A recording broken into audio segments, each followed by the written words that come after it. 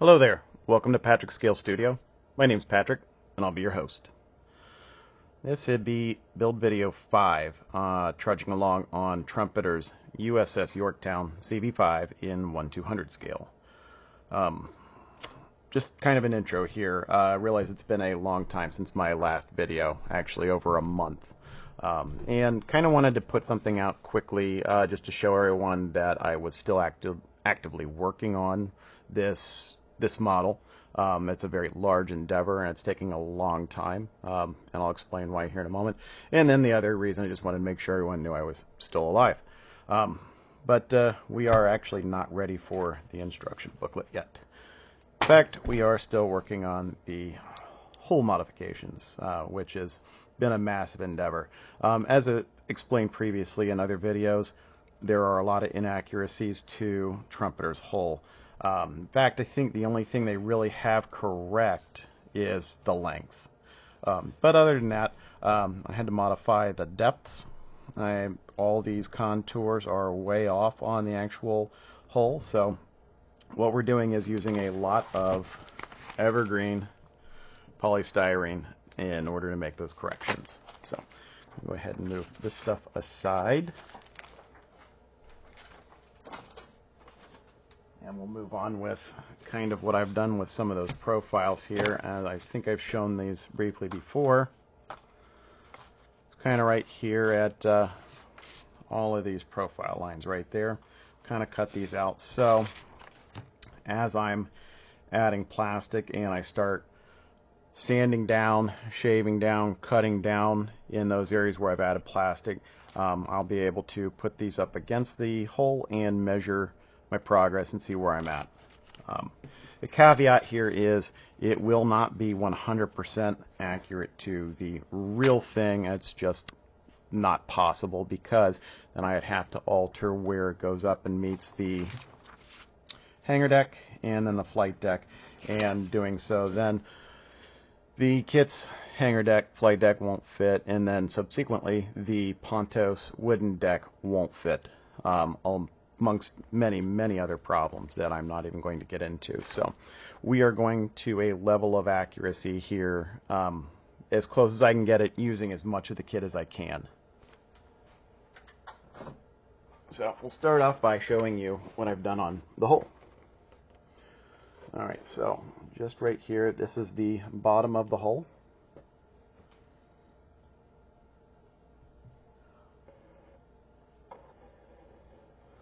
Alright, I'm going to go ahead and put this right here and explain. The plastic I've added here serves two purposes. One, it's going to increase that depth, so I can get the depth correct.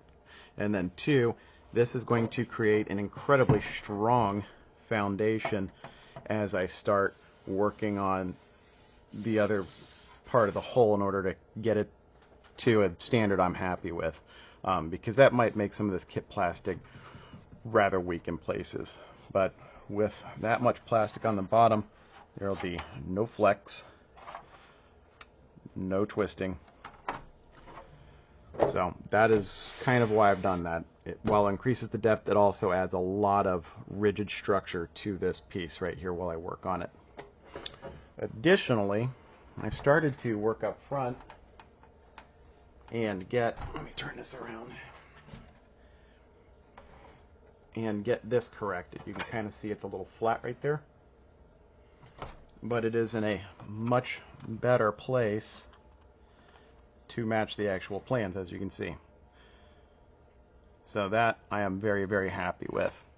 Now further work needs to be done in order to kind of get this more into this shape right here from the side, but that's okay. Additionally, you can also see where I've added some of the sprue goo talked about before, kind of help also really mold this in. And then I'll go ahead and turn it on the inside here and kind of see where I've started lining the inside, because in order to get some of this curvature here from the hangar deck down as it goes down, going to have to actually build up on the inside, and we're going to have to sand into it. So I need more material here on the inside. So I started building this up. Bring it this way. A lot more buildup. This is, you can see kind of the flex here. This is starting to become very, very rigid. More so right here. And then we get all the way up here. And again, this is kind of trying to fill this in a lot so that I can really thin this down so that, again, it looks a lot more like the actual ship, kind of sleek and not this ungainly bathtub appearance. So that's what we've gotten done so far with the hull. I got to continue building that up. I'm going to continue sanding while I wait for some of the plastic I'm adding to build up. The next thing I'll go into, though, is kind of the process and tools I've been using. This has been invaluable for straight edges. I've been using a lot of very crude cutting tools because I'm just trying to get the plastic cut. And on any of the thick sheets, I've got to tell you, this has been invaluable. I don't really like it so much as a scriber because the scribes are pretty thick, but it is much more effective at cutting through thick plastic sheet than either of these. That also adds a lot of plastic that can go into our sprue goo to make more sprue goo. It's a great fat chisel blade. Just regular X-Acto if I'm cutting thinner sheet. Some clamps for holding a lot of that plastic in place. Multiple straight edges here. A saw. Many blades. Just normal paper for marking templates, pencil and sharpener. And then finally, a lot of the adhesives I've been using here. So I've gotten some suggestions from several folks about using some of the thicker Tamiya cements. So I got a couple of these to try them out. I wasn't sure if there was any actual difference between the two, so I got both. Probably end up going with the white cap from here on out. Here is the sprue goo. And I still do use extra thin and the quick setting. Quick setting if I need to get a part of plastic in place and kind of tack it in. And then this right here for thin strip and stuff like that for just kind of getting it to set in place. Also, I got a recommendation from Jeff Donahue about using airbrush cleaner in place of extra thin for making the sprue goo. This has been invaluable. This gigantic bottle only costs about double the price of this tiny little bottle. So, and you can see there's a lot more volume here. This is 250 milliliters compared to 40 milliliters. So, invaluable. Thank you very much, Jeff. But yeah, mixing this like I would the extra thin into the sprue goo has really helped out quite a bit. You can see I've got a lot of cut off pieces. I've also found this stuff, which I don't use very much, to be great. I just take a pair of scissors, cut it up into little strips, and then I cut those little strips into tiny little pieces. And I can also add that to the sprue goo. The corrugation on this really adds to the amount of surface area making contact with this, and it helps this dissolve quicker into that thick mess. Rubber bands have been fantastic for kind of holding pieces in place on the exterior of the hull. Wonderful. And then lastly, some very coarse sanding material here to kind of start getting some of that stuff into shape.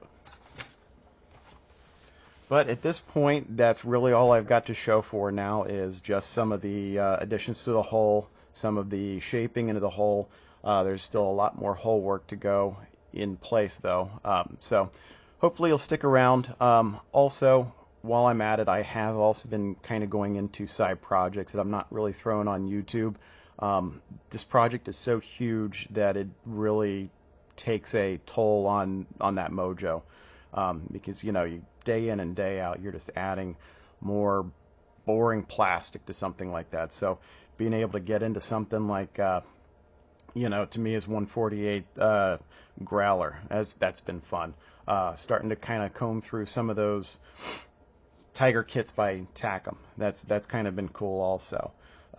But I am trying to work on the Yorktown as much as my time will allow. So hopefully soon we'll get this hull done. I'll start getting some of the details put into it, and then we'll get mounted to a build board and be able to start progressing from there.